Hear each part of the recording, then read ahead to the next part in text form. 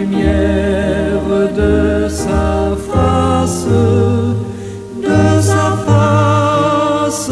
sur toi, sur toi, use de grâce envers toi et te donne la paix, et te donne la paix.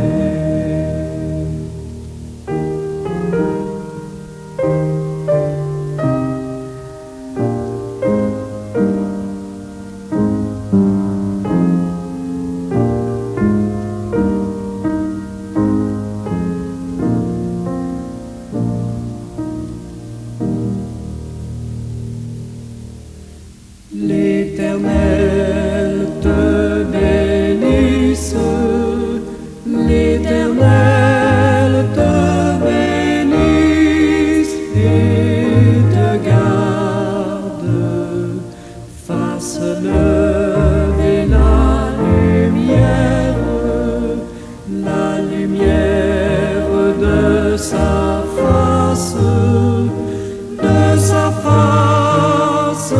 sur toi, sur toi, use de grâce envers toi et te donne la paix, et te donne la paix.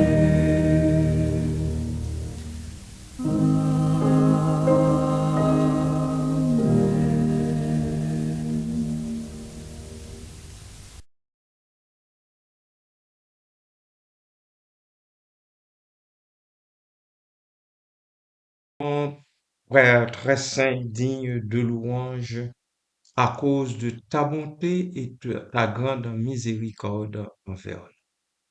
Nous voulons te remercier une autre fois du fait que dans ta grâce, tu nous as soutenus, tu nous as gardés, tu as veillé sur nos âmes durant les 24 heures passées. Et déjà, nous faisons face à une autre journée. Et c'est dans ta grâce. Merci Seigneur. Merci bon papa. Béni soit ton nom en Jésus. Amen.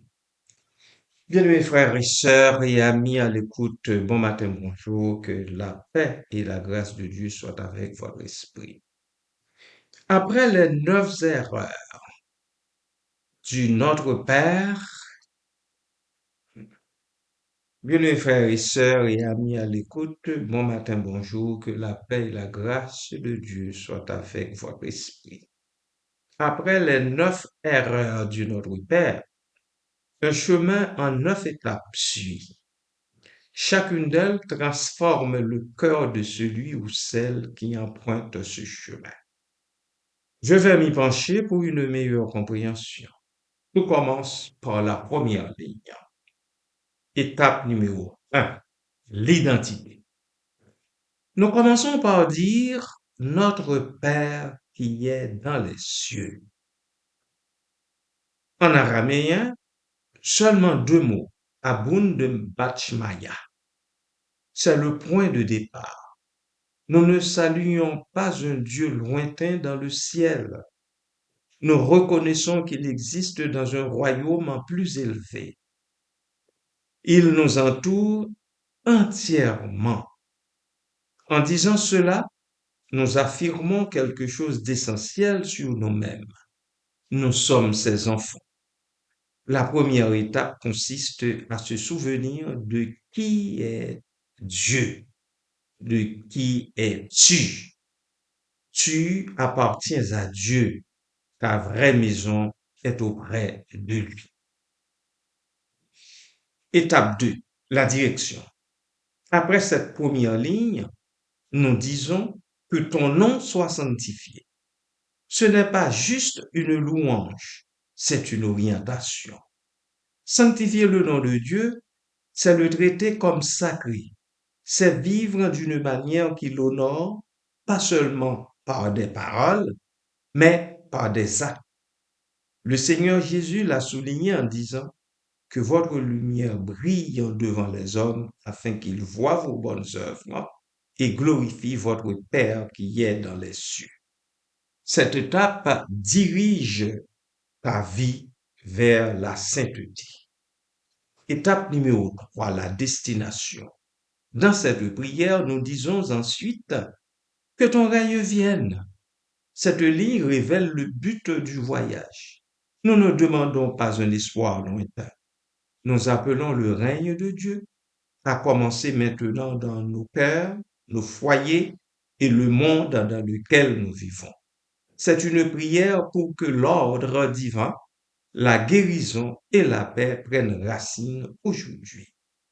Mais pour atteindre ce royaume, il faut plus que de l'espoir. Il faut une boussole. Amen.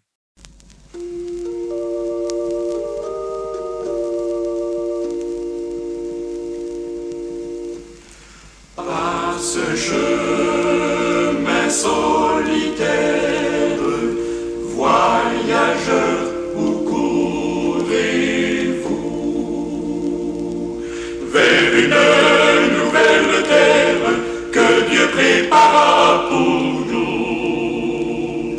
Par-delà la plaine et cimes, vers ces demeures sublimes, vers ces demeures sublimes, compagnons, venez avec nous, vers ces demeures sublimes, compagnons, venez avec nous.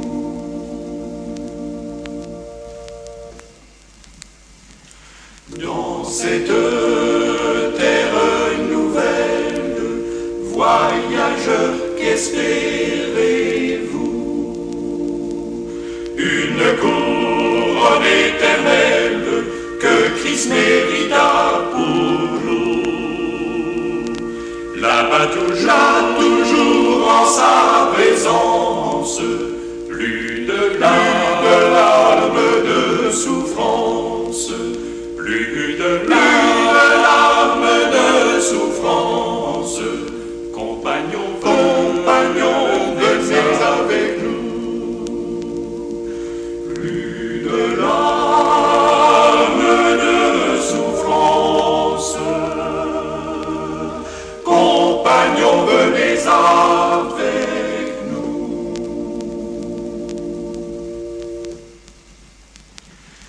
Bien fermez votre cortège, quel danger affrontez-vous? Le Tout-Puissant nous protège et son ange est avec nous. L'Éternel est notre égide, nous avons Jésus pour guide.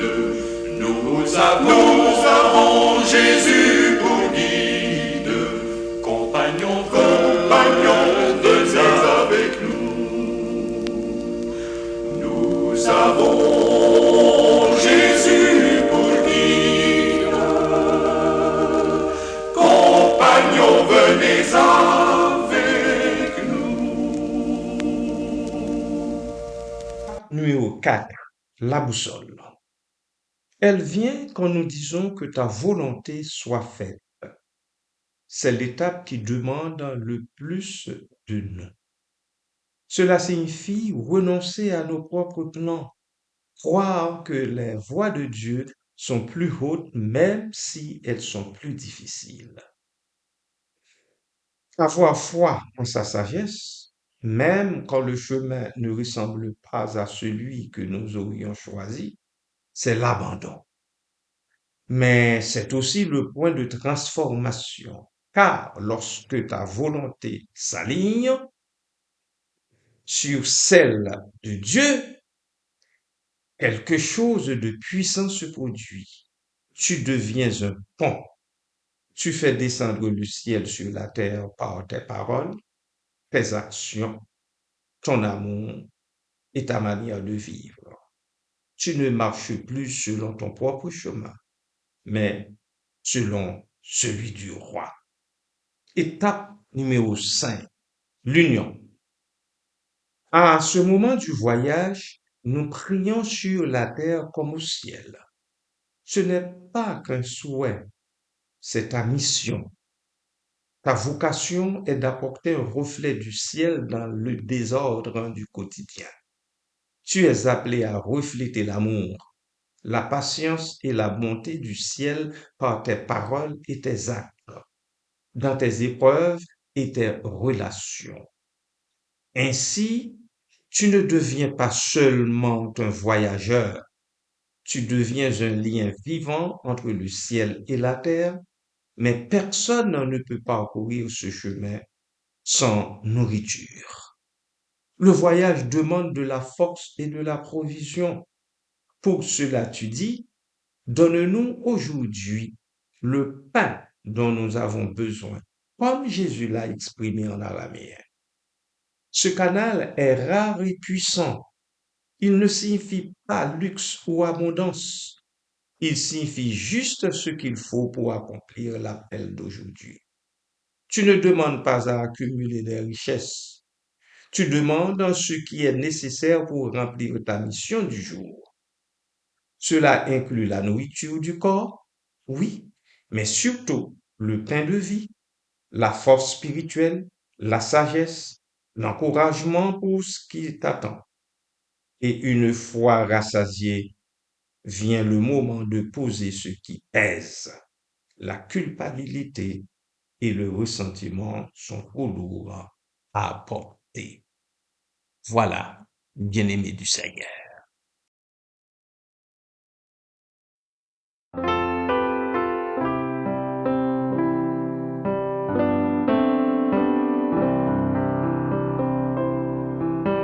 Jésus, tout maître, règne sur moi. Soumets mon être, sois-en le roi. Je suis l'argile, toi le potier. Rends-moi docile, ton prisonnier. Jésus, lumière, pénètre en moi. Éprouve, éclaire ma faible foi. Plus blanc que neige, rends-moi Seigneur, et de tout piège, garde mon cœur. Ô Jésus, source de guérison, sois dans ma course, santé, pardon. Par ta puissance,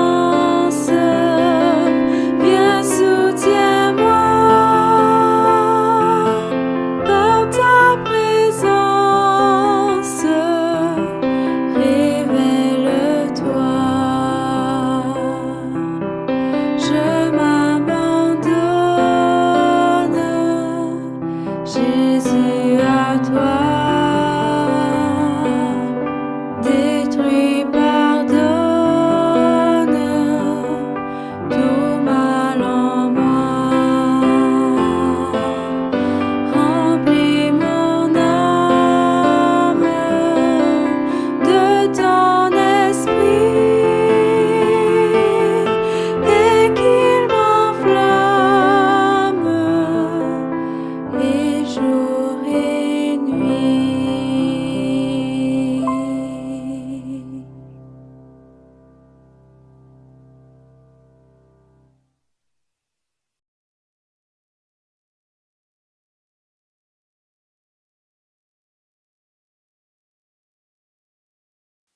Étapes 7 et 8. Le pardon et la réciprocité. Voici deux étapes inséparables. Pardonnons nos dettes et la condition qui suit, comme nous pardonnons à ceux qui nous doivent. Au temps de Jésus, le péché était vu comme une dette, un poids spirituel que l'on devait à Dieu. Lorsque tu pries cette partie, tu demandes à Dieu d'effacer cette dette, d'annuler ton compte. Mais il y a une vérité cachée ici. Le pardon de Dieu vient avec une clé, et cette clé est entre tes mains. Tu ne peux déverrouiller la miséricorde de Dieu que si tu choisis d'accorder cette même miséricorde aux autres. Si tu t'accroches à l'amertume, la porte de la grâce restera fermée. Jésus l'a dit clairement, si vous ne pardonnez pas aux autres, votre Père céleste ne vous pardonnera pas non plus. Ce n'est pas une punition, c'est une réalité spirituelle. Maintenant nourri et libéré de tout fardeau. Tu approches de la fin du chemin, mais les dernières étapes sont toutes aussi essentielles. Étape numéro 9. La protection et la victoire. Le chemin se termine par un double appel à l'aide. D'abord, ne nous fais pas entrer dans l'épreuve. Tu ne demandes pas une vie facile. Tu demandes à être protégé de l'épreuve ultime, celle qui pourrait te faire abandonner ta foi.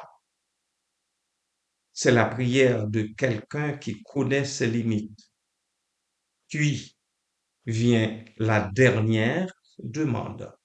Délivre-nous du malin. Tu reconnais qu'il existe un véritable ennemi, quelqu'un qui cherche à te faire dérailler.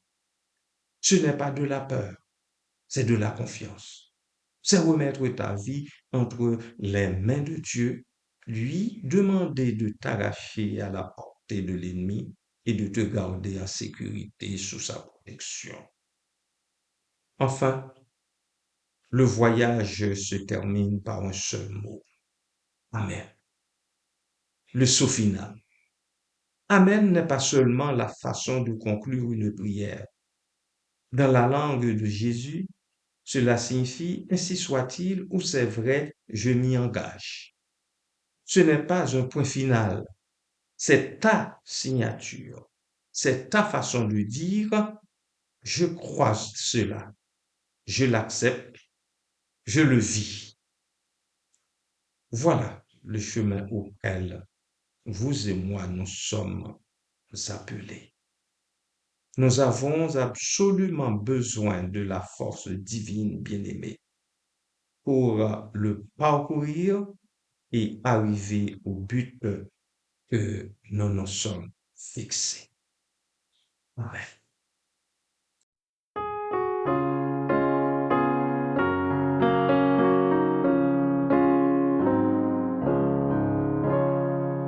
Poursuivons notre course avec persévérance et que rien ici-bas n'entrave notre ardeur. Déjà paraît le but aux sublimes espérances. Regardons à Jésus, regardons à Jésus, couronnant le vainqueur. Regardons à Jésus, couronnant le vainqueur. Si la route parfois est ardue et sévère, supportons vaillamment, fatigueux et douleurs, quand le chemin des cieux doit passer au calvaire. Regardons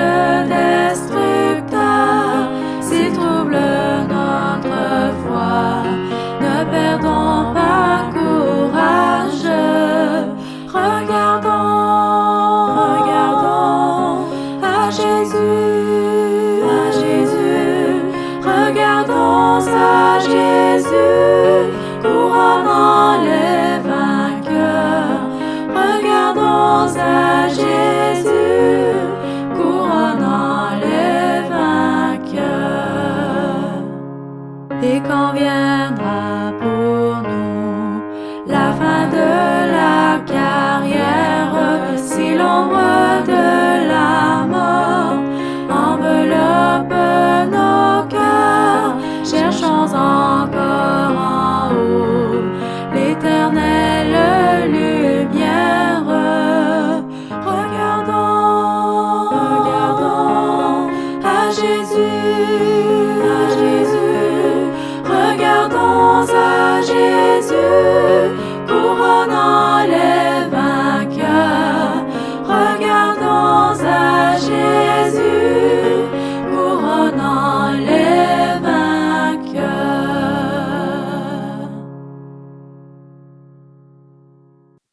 À présent, bien-aimés du Seigneur, courbons nos fronts et adorons Dieu par la prière.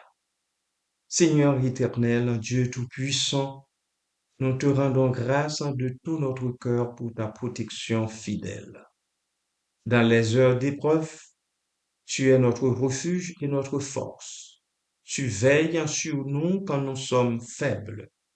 Tu nous soutiens quand nos pas chancellent. Merci de ta présence qui rassure, de ta main qui nous relève et de la paix que tu répands au milieu des tempêtes.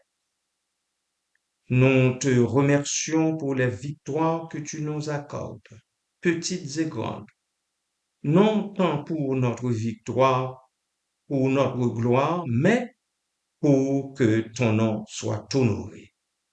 Que chaque délivrance nous rappelle ta bonté, qu'elle fortifie notre foi et nous rende plus humbles et reconnaissants.